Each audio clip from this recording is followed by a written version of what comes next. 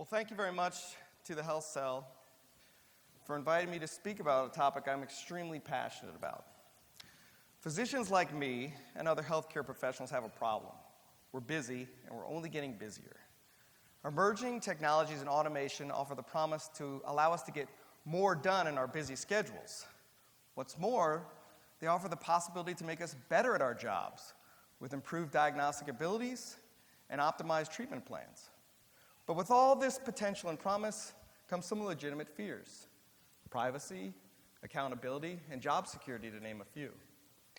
But I believe that we, as smart and ethical humans, can work together to develop these technologies while protecting our patients and us from harm. In short, I believe the robots come in peace, ushering in a new era of improved patient care. I'd like to tell you a story about how I got involved in artificial intelligence in medicine, and I think you'll understand why I'm optimistic about these technologies. Furthermore, you'll see that physicians right here in our great city of San Antonio are at the forefront of making these innovations a reality. To best understand artificial intelligence, you first have to understand human intelligence. Our brains, despite their complexities, are made up of relatively simple units, or neurons. When we're born, we have billions of these neurons in our heads, but as we go through life, we have to train our brains as we learn through experience. Similarly, you can create a network of computer-generated neurons that function just like human neurons in your brain, but you have to train them to serve a useful purpose. And it wasn't until recently that we've had the widespread availability of enough computing power to adequately train complex neural networks. But now that we do, something remarkable has happened. We're able to design computer-generated neural networks that are able to detect things about the environment and learn things human beings were never capable of. Take self-driving cars, for example. Previously, a programmer might have had to imagine every conceivable driving condition and then tell the car, if you see this, then do this. I mean, think about your drive here tonight and you'll realize how insanely difficult that would be. But with deep neural networks, instead the car can experience these driving conditions and learn how to adapt to them. Now, I'm a radiologist, and my field is notorious for vagueness and ambiguity. Not just in the things we say, but in the abnormalities we describe. So you can imagine my excitement when I realized I could use a computer to clarify and improve upon some of the more nebulous aspects of my job, like chest x-rays. Many people in this room have had a head-scratching moment looking at a chest x-ray or a report.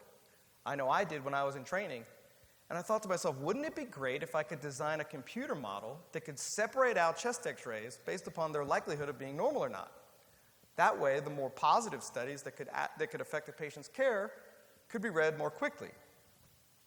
Mind you, I have no background in computer science. I was a liberal arts major in college. Gasp goes over the room of scientists.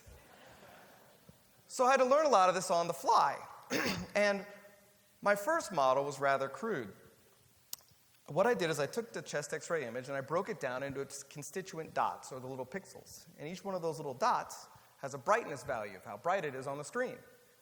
Well, I sent those brightness values into the model and had the model correlate those with the diagnosis for the exam. And the results were predictable. It wasn't very good. The problem was I hadn't considered how a human radiologist looks at an x-ray image. Our eyes are not little cameras taking video of the world and imprinting it on our brain. Rather, our brain constructs reality by receiving information from our eyes about the contours, edges, and motion we perceive in the environment. Similarly, a radiologist's brain constructs what's in an x-ray image based upon the contours and interfaces the eye sends it about what's in the image. So to have my model look at a chest x-ray like a human radiologist, it had to see it like a human eye does. Now, fortunately, that's not as difficult as it sounds because of something called convolutions. Convolutions are little filters that mimic the behavior of the visual receptive fields in our retinas. And what that means is that you can insert those into a computer model to allow it to learn more about the structural intricacies of what's in an image. And once I inserted convolutions into my network, its accuracy dramatically improved. but I was still limited by the computer power available to me. And the solution to this came by piggybacking on the shoulders of giants. Large computer companies like Google use some of the most advanced supercomputers in the world to develop deep neural networks that can distinguish between images of everyday objects, like fire hydrants and ice cream cones. And when they're done developing these, they'll oftentimes release them to the public. Well, you might have just heard I said these models distinguish between fire hydrants and ice cream cones and not pneumonias. So to make it useful, I had to take the parts of the model that were good at distinguishing between different types of objects, but then retrain another part that made it more specific for my purpose, which was to look at chest x-rays. And the result is a model that's about 90% sensitive at determining whether or not a chest x-ray is normal or not. And now while this may sound good, we're still a ways away from models like this being able to reliably diagnose disease. But that's why I'm optimistic about artificial intelligence in medicine. These models are not going to replace radiologists, at least not yet. But what they do provide is a useful adjunct to an increasingly strained system. There are countless tasks we do that are better suited to a computer than a trained medical practitioner. So I don't feel that technologies like this are going to take our jobs away. I think they're going to give us our jobs back. What I mean is they're going to allow us to be physicians again.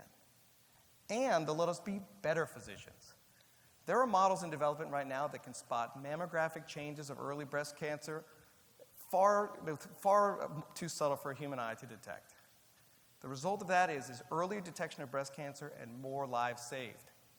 Or could you imagine getting a call from your physician that says that a computer model trained to spot disease by evaluating the medical records of billions of people has flagged you as being at increased risk for a heart attack or other serious medical condition requiring medical therapy before you're even symptomatic? If there's any fly in the ointment in all this, it's that some of these models are so complicated, we may never understand exactly how they work. So we have to ask ourselves if we're willing to take this leap of faith and trust in these models if it means the betterment of patient care. And we also have to ask ourselves, do we really want a computer looking at our medical records? But regardless, these technologies are coming, and physicians in San Antonio are at the forefront of their development. Intrinsic Imaging is a San Antonio company that's one of 6 imaging core labs in the country, and it is the national leader in artificial intelligence.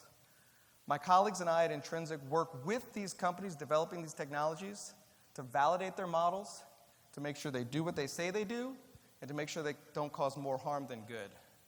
We work with the companies and regulatory agencies to make sure the best products get to market more quickly so they can help more people. The robots are coming, but first they have to make a pit stop for some Big Red and barbacoa. San Antonio physicians are working to make sure these innovative technologies are safe, effective, and live up to their incredible potential. The robots come in peace, and one day we will wonder how we ever worked and served our patients without them. Thank you very much. Give me